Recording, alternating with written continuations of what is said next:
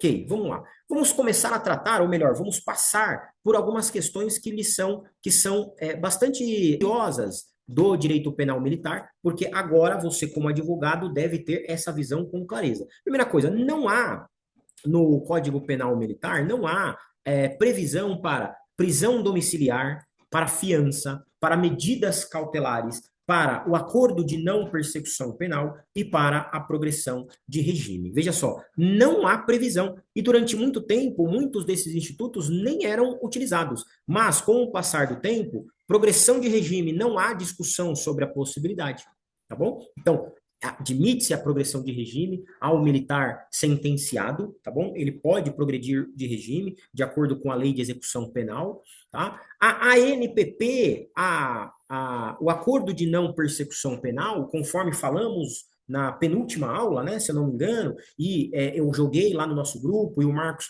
Paulo teve a gentileza de jogar no nosso grupo também informações relevantíssimas sobre decisões do Tribunal de Justiça Militar do Rio Grande do Sul. Temos hoje a seguinte situação: o STF já tem precedentes apontando sobre a possibilidade do acordo de não persecução penal para os crimes militares, tá bom? Você tem o Tribunal de Justiça do Rio Grande do Sul também apontando para este sentido, inclusive documentando essas questões. Você tem o Tribunal de Justiça de São Paulo ainda vacilante com relação a isso, tá? Mas ora permitindo, ora discutindo sobre isso. Só que você tem, olha só que interessante, o Superior Tribunal Militar, o STM, dizendo que não cabe a NPP. O Superior Tribunal Militar dizendo que não cabe, né? Então, é importante que todos os especialistas em direito militar, os advogados, saibam transitar por essas jurisprudências, porque ela nunca será unânime, tá bom? O Superior Tribunal Militar, como vocês sabem, ele vai reger os crimes militares de competência da Justiça Federal, da Justiça da União, da Justiça Militar da União. Então, os crimes praticados por Marinha, Exército e Aeronáutica. Então, o STM, ele fala como um tribunal superior de todos os tribunais militares? Não, negativo. Ele fala apenas como um tribunal superior para os crimes militares de competência da União. Significa que o TJ de São Paulo, o TJM de São Paulo, o TJM do Rio Grande do Sul, eles têm total independência para decidir de modo diferente do STM. E, via de regra, assim o são. Tá? Então, a questão da NPP precisamos acompanhar. Fiança não há previsão mesmo no direito penal militar e não há possibilidade de usar fiança. Então, se um militar é preso, ele não vai ser passível de pagamento de fiança para ser colocado em liberdade. Tudo bem? Agora, cuidado. Por mais que não haja fiança, existe no direito militar a liberdade provisória. A liberdade provisória, ela é sim regulada no direito penal militar e existe previsão da liberdade provisória, tudo bem? Então, quando não temos os requisitos para a prisão preventiva, nós temos a liberdade provisória, tudo bem? Quando não há a prisão preventiva, nós temos a liberdade provisória. Muito bem, então, veja, a liberdade provisória no direito penal militar, ela é sempre sem fiança, mas existe. A liberdade provisória existe. O que não vai existir é a fiança no âmbito do direito militar, e você não vai conseguir, não há nenhum precedente, não há nenhum julgamento até onde eu saiba, sobre possibilidade de você usar a fiança no direito penal militar, tá? Mas a liberdade provisória sem fiança, sim, ela é passível. Outro ponto, prisão domiciliar. Veja, existem as hipóteses de prisão domiciliar no Código de Processo Penal comum, mas não há no Código de Processo Penal Militar. Agora, é possível eu pleitear a prisão domiciliar para um militar preso? Veja, não é costume os advogados fazê-lo, mas é possível que você peça, que você pleiteie, desde que as condições estejam lá no rol taxativo do Código de Processo Penal no que tange a possibilidade de prisão domiciliar, né? Então, gestante, mãe com filho de até 6 anos, tem uma idade, não me lembro se é 70 ou 80 anos, então é possível, tudo bem? Só que, muitas vezes, o advogado militar, ele acaba não pleiteando essa possibilidade. Então, olha o que acontece.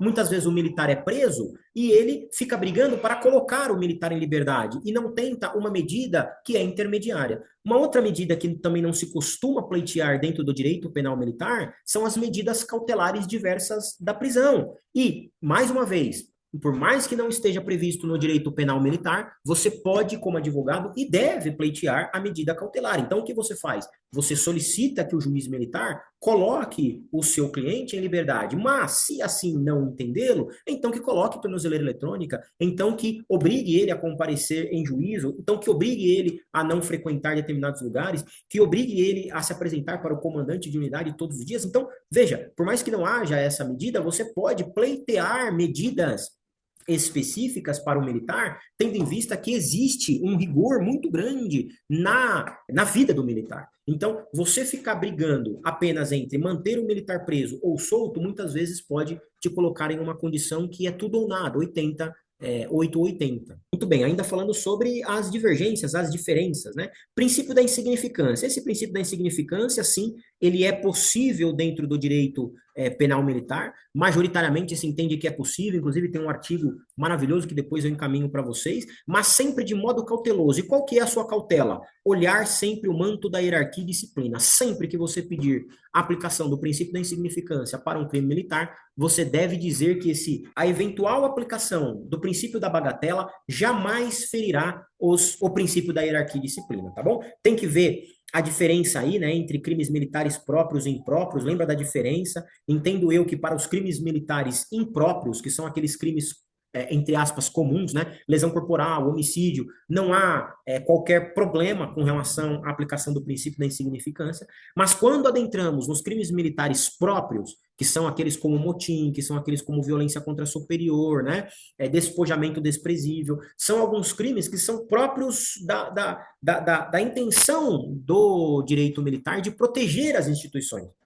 Para estes crimes, com certeza, é um pouco mais complexo você conseguir a aplicação do princípio da insignificância, mas ainda assim é possível, tá bom? Mas ainda assim é possível. Lei 9.099, conforme falamos na última aula, esta sim não é possível, tá? Existe uma proibição expressa no artigo 90A, ele fala que as disposições dessa lei não se aplicam no âmbito da justiça militar. Eu lanço aqui para vocês, no entanto, uma discussão. Esse dispositivo que está na Lei 9.099, 90A, que proíbe a aplicação para no âmbito da justiça militar, eu entendo que hoje em dia, após a construção dos crimes militares por extensão, que são aqueles que não estão no Código Penal, eu entendo que essa discussão sobre a aplicação da Lei 9.099 deve ser revista, sob a luz de que e se o militar praticar um crime militar por extensão, que é aquele fora do Código Penal Militar? E se ele praticar uma lesão corporal culposa na direção de veículo automotor? Veja, e você aplica o crime, a lei de trânsito para cá. E se você aplica uma lei de menor potencial ofensivo, um crime de menor potencial ofensivo, que agora é crime militar apenas por extensão? Veja, antes de 2017, da construção dos crimes militares por extensão, estes crimes eram crimes comuns. E agora passam a ser militares. Entendo eu, portanto, e aí é uma tese que merece discussão, mas que vocês devem pleitear o tempo todo, é que, excelência, o artigo 90A, ele realmente proíbe a aplicação da Lei 9.099, mas apenas para os crimes militares constantes no Código Penal. Para os crimes militares que eram militares à época da edição dessa lei. Porque em 2017, quando alargamos a competência dos crimes militares para também abarcar aqueles chamados crimes militares por extensão ou crimes militares extravagantes, nunca foi a intenção do legislador proibir a aplicação de um instituto despenalizador. Bom, entendo que é um ótimo caminho para nos debruçarmos daqui para frente. Olha só, falando um pouco mais sobre o princípio da insignificância, né? Um pouco mais falando sobre o princípio da insignificância, muito embora não seja ostensivo, né? Claro, no nosso Código Penal Militar, você tem alguns dispositivos, como é o caso da lesão corporal, que ele fala que no caso das lesões levíssimas, o juiz pode considerar a infração como disciplinar. E muitas vezes o que acontece? O policial militar, o militar que se envolve em uma lesão corporal, o juiz, entendendo que ele praticou lesão corporal, ele arquiva o processo, portanto, absolve o militar e encaminha os autos para a autoridade militar, que é o coronel, que é o comandante daquele militar, apontando que houve infração disciplinar, né? Então ele desclassifica aquela lesão corporal para infração disciplinar. Entendemos que isso é uma espécie de princípio da insignificância, se não, claro, uma espécie de princípio da insignificância que existe apenas para os crimes militares. No crime de furto, apropriação indébita e estelionato, você tem também lá o parágrafo 1º, que é bem parecido com aquilo que consta no próprio Código Penal comum. Se o agente é primário e é de pequeno valor a coisa furtada, o juiz pode considerar a infração como disciplinar, veja só, né? Então, ao invés de reduzir a pena ou deixar de punir, que é como acontece lá no Código Penal comum, você tem que pode considerá-la infração disciplinar, tá bom? E no dano simples, olha só o que ele fala, a mesma coisa, eu posso considerar a infração como disciplinar. E nesse caso, professor, como é que funciona? O próprio juiz, ele pune disciplinarmente? Não, existe independência das esferas, claro, mas o juiz encaminha para nós, e nós, dentro do quartel, na função de comandantes, vamos então aplicar uma punição disciplinar para o militar neste caso, tá bom? Mas seria uma punição bem menor do que a pena.